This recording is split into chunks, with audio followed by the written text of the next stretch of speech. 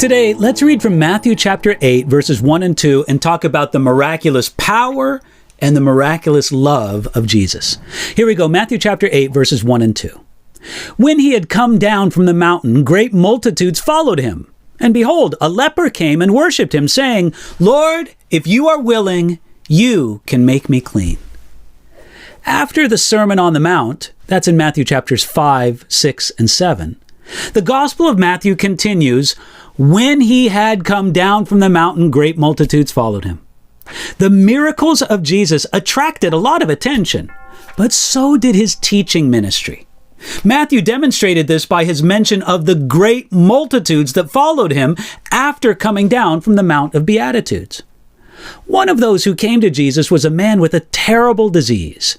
It says, behold, a leper came and worshipped him.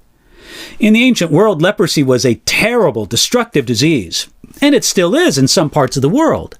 The ancient leper had no hope of improvement, so this leper came to Jesus with a great sense of need and desperation.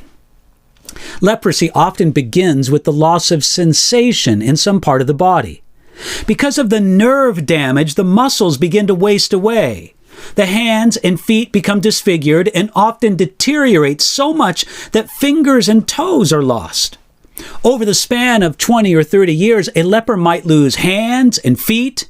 It is, as William Barclay wrote, a kind of terrible progressive death in which a man dies by inches.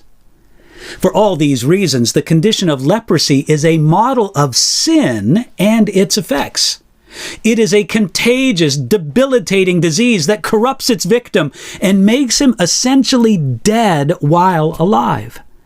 And it followed that almost universally, society and religious people scorned lepers.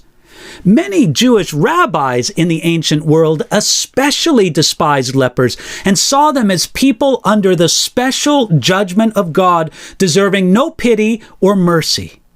In Jesus' time, rabbis sometimes boasted about how badly they treated lepers.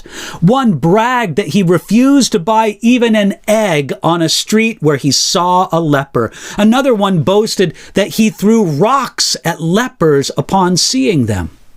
Nevertheless, this leper came to Jesus by himself, and he came despite many discouragements. After all, the leper knew how terrible his problem was. The leper knew that other people gave up on him as having a hopeless condition. The leper knew that he had no one who could or would take him to Jesus. He had no previous example of Jesus healing a leper to give him hope. He had no promise from Jesus that the Messiah would heal him. He had no invitation from Jesus or the disciples. And the leper must have felt ashamed and alone in the crowd.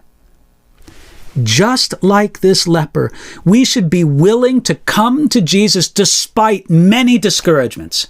When this man came to Jesus, he not only begged to be made better, he also worshiped him.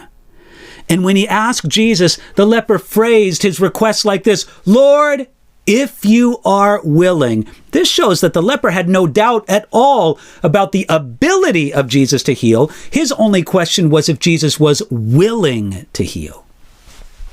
You see, this leper believed in the power of Jesus. Leprosy was so hopeless in the ancient world that healing a leper was compared to raising the dead. Yet this leper knew that all Jesus needed was to be willing. He believed in the power of Jesus. He wasn't so sure about the love and concern of Jesus for his condition. It's often easier for us to believe in miraculous power than in miraculous love. The good news is that Jesus shows both miraculous power and miraculous love to this leper.